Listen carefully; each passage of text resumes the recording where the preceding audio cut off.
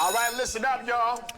Greetings, everybody. This is Mr. Abdullah with another episode of All Things Education Official, education from a black male educator's perspective. Today, we're going to talk about something that's very, very important because what it is, it's representative of what a lot of teachers, a lot of educators, a lot of people in the field of education are feeling. And I know you may have heard of it. You may have experienced it if you are in education. It is called teacher burnout. So let's get a little video clip to find out exactly what some teachers are going through. I've decided to leave teaching after this year because it is at the point where my mental and physical health can't sustain this profession anymore. It's a grieving process. I'm mourning the loss of a life I expected, and I am mourning the loss of a future I'd always imagined for myself. So at the same time, I'm 30 years old, and I'm basically like a 22-year-old college graduate because the only experience I have is in this very niche profession that nobody really knows what we do every day. We're smart and we're capable, and we manage 25 to 30 people at a time. And yet the positions that I am qualified for are that of an intern. So as hard as it is to walk away from this, another even harder element is figuring out what to do next. My name is Michaela DeSimone, and this is my brief but spectacular take on teacher burnout. All right. Now, according to Devlin Peck, teacher burnout statistics, why teachers quit in 2023. According to the National Education Association, teacher burnout can be identified as a condition in which an educator has exhausted the personal and professional resources necessary to do the job.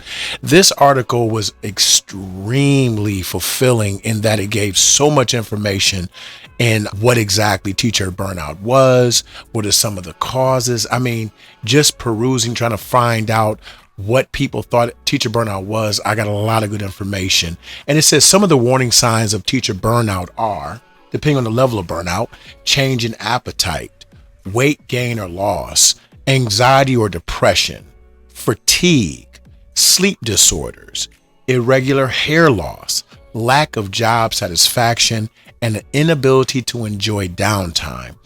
These are all things that are associated with teacher burnout. And I would say that these things typically are experienced by people who really, really care not only about the educational process, but about the children and their families that they service on a day-to-day basis. You know, some people would say, well, you know, you're only in school from 8 to 3, man. You work from 8 to 3. I would kill to get off at 3 o'clock with weekends off and the holidays. You know, if you are a mediocre to poor educator, you're going to work 8 to 3. If you really care about what you're doing, you're there before 8, you're there well after 3. You're working on weekends, you're working in the summer, you're taking calls on the weekend, you're dealing with student crisis all the time. Sometimes those crises are relegated to the family. So these are things that will burn you out, especially if you truly, truly care. It says here, what are the most common causes for teacher burnout? Heavy workloads, a poor education landscape of individual education programming. As we talked about in my last video, we talk about special needs, staff shortages, which is running rampant throughout the nation, social media issues, what you're putting there, what you're experiencing, safety issues, low salaries, mental health, a deficit of education funds, and many, many more. I'm definitely going to leave a link to this article because it's chock full of good stuff that you may need to just get yourself familiar with so that you know what your educators are going through. So if you are an educator, you can connect and see that you're not alone in this thing, because in all actuality, as a social worker, this is really a mental health crisis. And I think that a lot of school districts need to look at it as such instead of just saying, we're going to give you more money. A lot of times it's not the money, because I've seen people walk away from 6-figure jobs because they recognize that they just could not handle the emotional and psychological load that was being placed upon them. In another article, which is entitled How to Recognize and Manage Teacher Burnout on Reach Out Schools, aureachout.com, it says, what causes teacher burnout and recognizing the signs of teacher burnout? Losing the passion or motivation to be a teacher, being easily emotionally dysregulated, irritability, anger, sadness, withdrawing emotionally from coworkers, students, friends, and family, finding it harder to perform regular or basic tasks, such as preparing a lesson plan, flatness or lack of emotions, difficulty sleeping, performance issues, so lack of productivity related to feelings of apathy, lack of self-worth, low self-confidence, and hopelessness. These are all things that as a current educator I see on a day-to-day basis, and I try to lend my peers support by checking in with them. Hey, how are you doing? Do you need anything? But it's so much more than just a touch and go and something you can fix on the fly. It's something that's systemic, and we really need to give it the attention that it deserves. A lot of districts are not. And one of the things that they're doing, and as I said earlier, you can't just throw money at it, but we do recognize it's not just money and salary. We're talking about hiring other staff because there's shortages. Some schools have just said, we have more money now, so it's no point. We're just going to give you more work. We're going to give you more students. I have a colleague right now whose class is supposed to only be 15 children. She has about 26 kids. And when I walked in, I assumed that maybe another staff member was absent and she had collapsed a class. And she said, no, this is my class.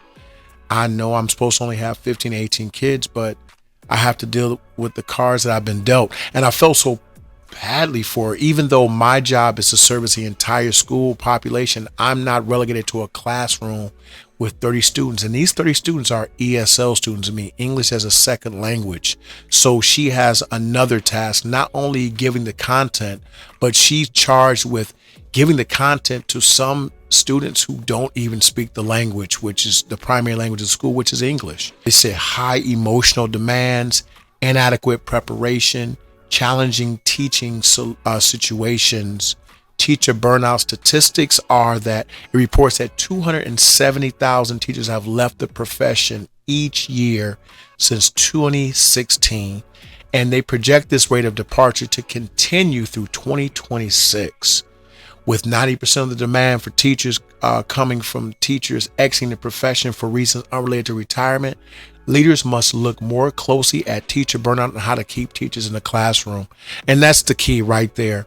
It starts with the leadership. I think that administrators, principals, vice principals, teacher coaches need to be able to identify when their coworkers, when the people that are under their charge are having these difficulties, because these things are truly not going to go away just by paying more, just by giving them an extra lunch, or, back in the day, those are things that if a principal gave you extra lunch, put a printer in your room, or, gave you extra paper for your copies, you were happy, you were ecstatic, and you were ready to just tackle the world. But nowadays, with teacher shortages being what they are, it's just painfully obvious that it's not going to go away that simply. Finally, I think that as a educating community, we need to rely on our parents as well to assist teachers, because it's not just the students, it's not just the staff. Sometimes parents can be such a strain and stress on educators because those are their children, and we understand. But if you're talking about a classroom of, say, on average 15 to 20 students, a parent can come in and raise all types of hell about their child, not considering that they're not the only child in that room. So these are some of the suggestions that were given in Edmonton, an article written July 26, 2022, A Teacher's Perspective, How Parents Can Help. These are some of the ways that I suggest that if you are a parent, or if you are going to a school and you notice that the teachers are burnt out, you can recognize some of the signs that I've listed before. Communication is key. It says teacher understand that things crop up and calendars grow full, both at school and home, but have effective communication so that the teacher knows what they're dealing with when your child comes to school. Accept feedback about your child, positive or negative, because teachers typically are not there to cause you stress. They're here to help your child to become successful. So when you hear something negative about your child, look at it as a constructive critique so your child can be better the next go around. Work as a team. If you are a parent that allows your child to split, the child will utilize it against you and the teacher, and no one will win, especially the child. Offer your suggestions. Hey, they don't, teachers don't make every decision. We are looking for parents to be involved. So offer suggestions on how to help your child learn, how to help the teacher be a better teacher in the classroom, because if it works for that one child, it may work for the class. It may work for one or two other students. So that's a definite plus.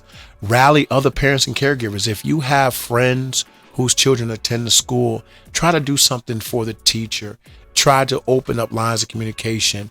Offer and lend support in any area possible. My fraternity chapter, we are doing what's called a gift box for our teachers. We're going to give them supplies, Dunkin' Donuts gift cards, things like that, so it can just lessen the load of some of the things that the teachers have to think about on a day-to-day basis. Keep teachers in the loop about your child and things that are going on. These are all great suggestions. And once again, I like to say, if you really truly care about education, if you really truly care about the progress and success of our children, you got to recognize the signs of a failing teacher. And a lot of it is not through lack of caring. It's just because they are emotionally, mentally, physically, and spiritually tired. We are human.